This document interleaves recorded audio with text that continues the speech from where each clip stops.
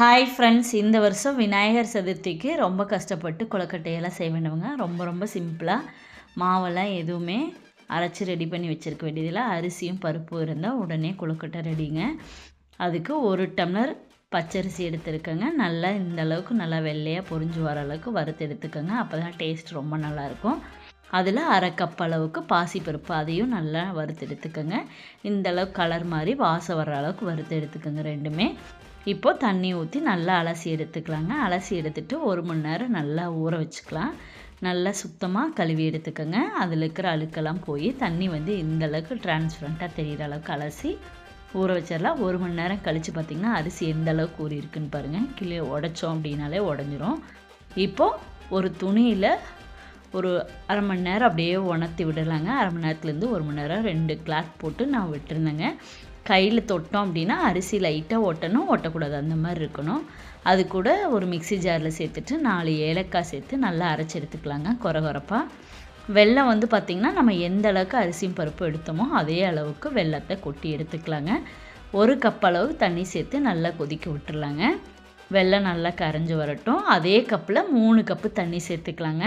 பாத்திரம் மட்டும் நல்லா அடிகனமான பாத்திரமாக எடுத்துக்கோங்க. அப்போ தான் அடி பிடிக்காது. தண்ணியை நல்லா லைட்டாக பபிள்ஸ் வந்தவுடனே ஒரு சிட்டிகை உப்பு சேர்த்துட்டு நம்ம அரைச்சி வச்சுருந்த பாசிப்பருப்பு பச்சரிசியும் உள்ளே சேர்த்துக்கலாங்க. பாசிப்பருப்பும் பச்சரிசியும் கொரகொரப்பாக இருந்தால் போதுங்க. ரொம்ப நைஸாக அரைச்சிடக்கூடாது, தண்ணி ரொம்ப கொதிச்சிடக்கூடாது. இந்த டிப்ஸ் எல்லாம் கண்டிப்பாக ஃபாலோ பண்ணிக்கோங்க. கட்டி விழுந்துடும்.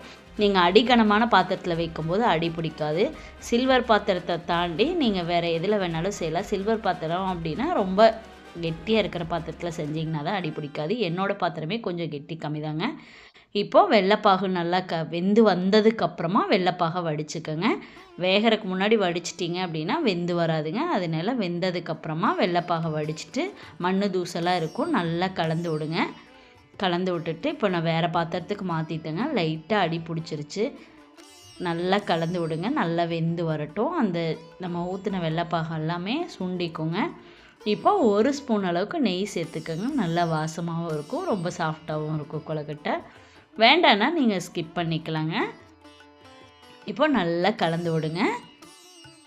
எந்த அளவுக்கு வெந்து வந்திருக்குன்னு பாருங்கள். நல்லா ஆறி வரட்டும். இப்போது 1 மூடி அளவு தேங்காயை இந்த மாதிரி மிக்சி ஜார்லேயோ திருவியோ சேர்த்துக்கோங்க. சேர்த்துட்டு நல்லா கலந்து விடுங்க. நான் ஆறுனதுக்கப்புறம் தான் சேர்த்துறேன். நீங்கள் சூடாக இருக்கும்போது வேணாலும் சேர்த்துக்கலாம். இப்போது நல்லா கலந்து விட்டுக்கலாம். நல்லா பிணைஞ்சிட்டு சர்க்கரை பாவும் உங்கள் இனிப்புக்கு தகுந்த மாதிரி கூட்டி குறைச்சி சேர்த்துக்கலாம். நீங்கள் எந்த அளவுக்கு அரிசியும் பருப்பு எடுக்கிறீங்களோ அதில் சம அளவு நம்ம வெல்லம் எடுத்தால் கரெக்டாக இருக்குங்க. இப்போ கொழுக்கட்டை அச்சில் நம்ம மாவை வச்சு இந்த அளவுக்கு ப்ரெஸ் பண்ணோம் அப்படின்னா சூப்பராக நமக்கு கொழுக்கட்டை ரெடி ஆயிருங்க. ரொம்ப சிம்பிளாக பண்ணிடலாம். நீங்கள் இந்த மாதிரி அச்சு இல்லை அப்படின்னா கையில் இந்த மாதிரி உருட்டிட்டு நம்ம எப்பயுமே செய்வோம் இல்லைங்களா, இந்த மாதிரி விரலை வச்சு பண்ணினீங்க அப்படின்னா இதுதான் பிள்ளையார் கொழுக்கட்டைன்னு சொல்லுவாங்க. அப்புறம் இல்லை நீங்கள் பால் டைப்பில் வேணாலும் உருட்டிக்கலாம். உங்களுக்கு எந்த டிசைன் பிடிச்சிருக்குதோ அதுக்கு தகுந்த மாதிரி செஞ்சுட்டு இப்போது ஒரு இட்லி பாத்திரத்தில் தண்ணி ஊற்றி நல்லா தண்ணி கொதித்ததுக்கப்புறம் நீங்கள் இலையோ துணியோ போட்டுட்டு நம்ம செஞ்சு வச்சுருந்த கொழுக்கட்டை எல்லாமே ஒரு 5 நிமிஷம் வேக வச்சு எடுத்தோம் அப்படின்னா 5லேருந்து 10 நிமிஷம் சூப்பராக நம்ம கொழுக்கட்டை ரெடிங்க. எவ்வளோ அழகாக வந்திருக்குதுன்னு பாருங்கள். சூடாக இருக்கும்போது கொஞ்சம் சாஃப்டாக தான் இருக்குங்க. ஆறுனதுக்கப்புறம் கரெக்டாக ஆயிருங்க. ரொம்ப அழகாக, ரொம்ப சிம்பிளாக, எதுவுமே போய் கடையில் வாங்க வேண்டியதில்லை. வீட்டில் இருக்கிற அரிசியும் பருப்பையும் வச்சு சூப்பராக பிள்ளையார்பட்டி கொழுக்கட்டை செஞ்சாச்சுங்க. இதுதான் ஃபேமஸான கொழுக்கட்டை. என்னோடய வீடியோ பிடிச்சிருந்தா சப்ஸ்கிரைப் பண்ணுங்கள். நாளைக்கு இந்த ரெசிபி செஞ்சு பாருங்கள். By friend, thank you.